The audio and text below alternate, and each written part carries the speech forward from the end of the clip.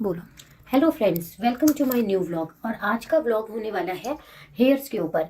बहुत से क्लाइंट हमारे पास में आते हैं और वो ये कहते हैं कि हम अपने बालों में मेहंदी लगाते हैं और आप हमें मेहंदी लगाने से मना करते हो। उसका एक रीज़न होता है, हमारे बालों में 3 लेयर्स होती हैं और जब हम मेहंदी अप्लाई करते हैं या हिना अप्लाई करते हैं अपने हेयर्स पे, तो फर्स्ट लेयर जो होती है हमारे हेयर्स की, वो पूरी तरह से डैमेज हो जाती है। इसके बाद में आप शैम्पू लगाते हैं, मास्क लगाते हैं, तो वो वाला रिजल्ट नहीं आ पाता जो आपको चाहिए होता है।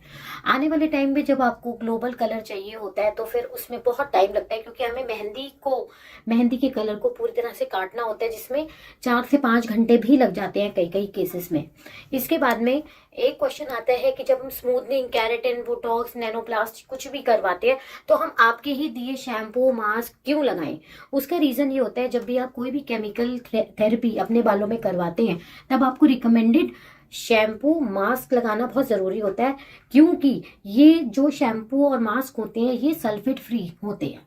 अगर आपने सल्फेट का कोई भी शैम्पू लगाया तो आपके बाल तुरंत आपकी थेरेपी को ख़त्म कर देंगे। यानी कि आपने जैसे ही कोई भी केमिकल वाला शैम्पू लगाया, आपके बालों में से स्मूथनिंग, केराटिन, बोटॉक्स इंस्टेंटली निकल जाएगा।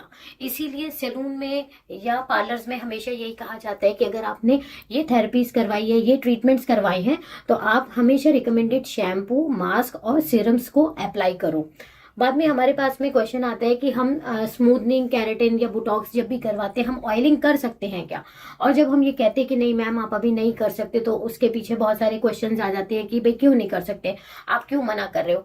उसके लिए हम इसलिए मना करते हैं क्योंकि जब भी आप अपने बालों में ऑयलिंग करेंगे और आप उस ऑयल को निकालने के लिए अपने बालों में शैम्पू अप्लाई करेंगे, तो सल्फेट फ्री शैम्पू से तो वो इतनी इजीली निकलेगा ही नहीं।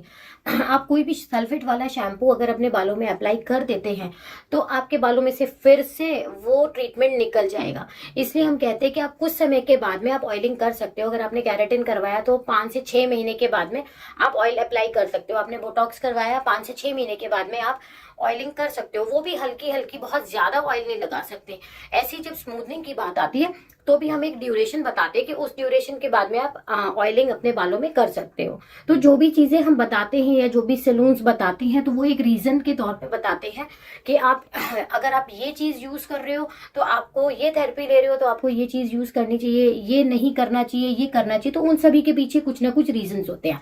बाकी आपके कोई भी क्वेश्चंस आते हैं तो उन सारे क्वेश्चंस के लिए हम लोग आपका वेलकम करते हैं। आप हमारे चैनल को सब्सक्राइब कर सकते हैं, आप उसमें कमेंट कर सकते हैं, लाइक कर सकते हैं। कोई भी क्वेश्चंस है तो आप यहाँ कमेंट बॉक्स में आप अपने क्वेश्चंस भी पुट कर सकते हैं और हम लोग वहीं पर उसका आंसर भी देंगे। Thank you very much.